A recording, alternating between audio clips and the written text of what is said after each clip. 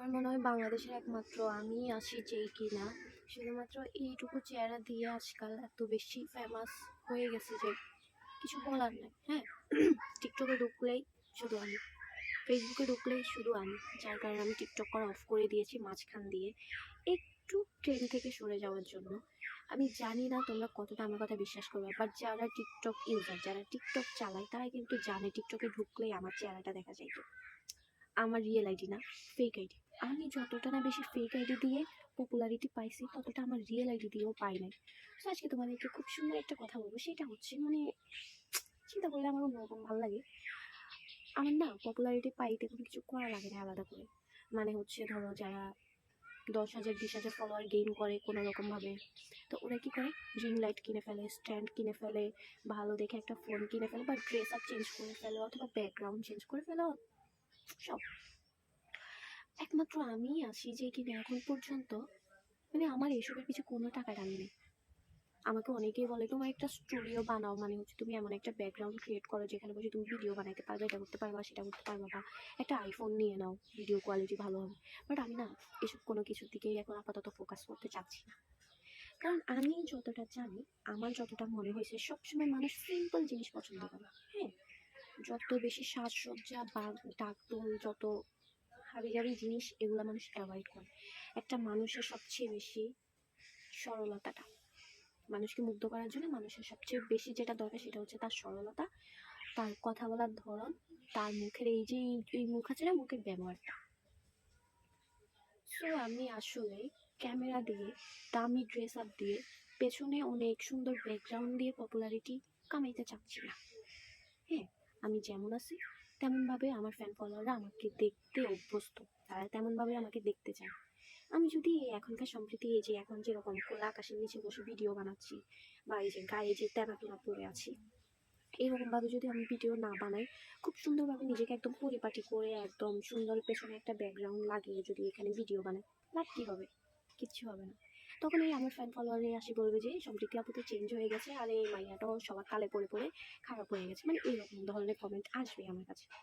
তো তোমরা যারা আমাকে বলো যে আপু একটা দামি ফোন কিনেন, একটা ভালো ব্যাকগ্রাউন্ড ক্রিয়েট করেন, বা আপনি সুন্দর সুন্দর কন্টেন্ট বানান, আমি আসলে এগুলো না কানে নিতে চাচ্ছি না।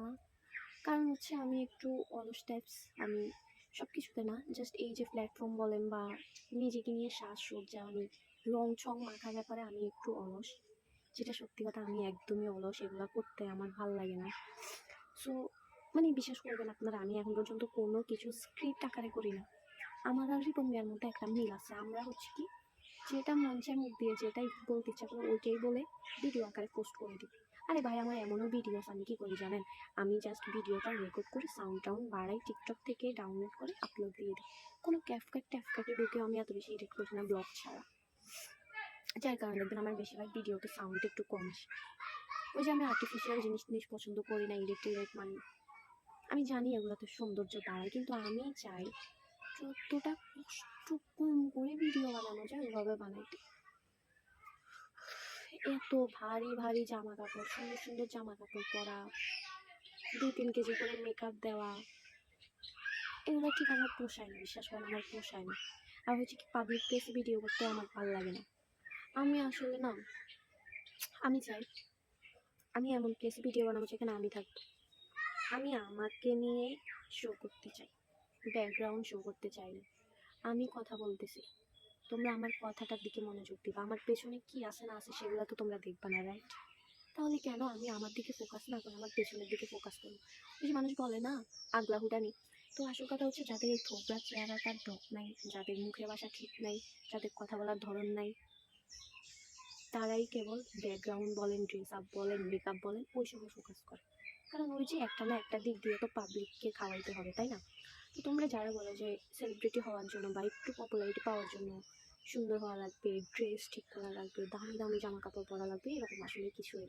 তুমি তোমার মতো করে কাজ করে যাও, তুমি তোমার মতো করে ভিডিও বানাই যাও, তুমি যেরকমটা করতে স্বাচ্ছন্দ্য বোধ করো সেভাবে বানাই যাও, তুমি তোমার জায়গাতে থাকো।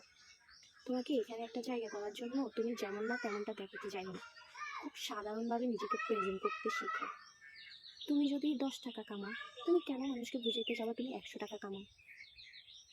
তুমি যে 10 টাকা কামাও ঠিকঠাক মতো খরচ করতে পারলে এই 10 টাকা দিয়ে তুমি বাকি সবার থেকে সুন্দরভাবে চলতে পারবা। আগে তোমাকে বুঝতে হবে তুমি কি কারণে টাকাটা খরচ করবা। আমি না একটা জিনিস অনেক ভালো বুঝি, সেটা হচ্ছে নিজেকে সুন্দরভাবে প্রেজেন্ট করার জন্য, নিজেকে গুছিয়ে রাখার জন্য দামি দামি জামা কাপড় মেকআপ টাকা পয়সার দরকার হয় না। তুমি সব কিছুতেই সুন্দর, তুমি সব কিছুতেই অন্যদের থেকে বেশি আকর্ষণীয় হবা যদি তুমি তোমার এই মুখটা কথাবার্তা চেঞ্জ করতে পারো। তুমি একটা মানুষকে তোমার রূপ দেখিয়ে যতটা না পাগল করতে পারবা, তুমি একটা মানুষকে তোমার কথা দিয়ে তার চেয়ে বেশি পাগল করতে পারবা। কাউকে যদি ইমপ্রেস করতে হয় তাহলে তুমি তোমার ভাই কথাটা ঠিক করে ফেলো। এখন আমি বলবো না তোমার কথার মধ্যে 2-3টা ইংলিশ ওয়ার্ড থাকতে হবে, এগুলো ছাড়া তুমি স্মার্টলি কথা বলতে পারো।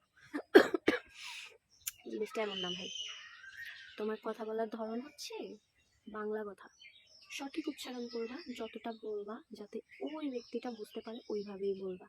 আর যত কূটনীতি রাজনীতি যত যা যা যাবে সব বাদ দিয়ে দাও। নিজেকে এমনভাবে প্রেজেন্ট করো যাতে ওই মানুষটি ভাবে তুমি ভাই অনেক সরল।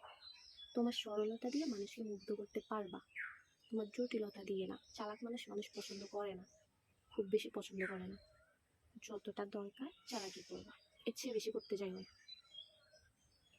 এই যে দেখো আমি এখন এখানে ভিডিও বানাচ্ছি, আমার হাত কি পরিমাণ কাঁপতেছে, আমার কাছে একটা স্ট্যান্ড নেই। আমি সুন্দরভাবে আমার ক্যামেরাটা কোথাও রাখি না, আমি আমার হাতের মধ্যে রেখে ভিডিও বানাইতেছি যাতে এদিক সেদিক মুভ করা যায়। তো আসলে তোমরা কিন্তু এখন আমার ক্যামেরা নড়তেছে, আমার পেছনে কি আছে না আছে সেগুলো দেখতেছো না, তোমরা কিন্তু আমার কথাটাই শুনতেছো।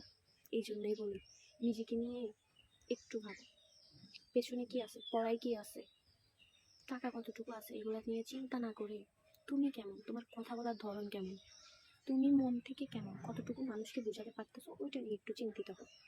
তাহলে দেখবা যে সবকিছু অনেক ক্লিয়ার।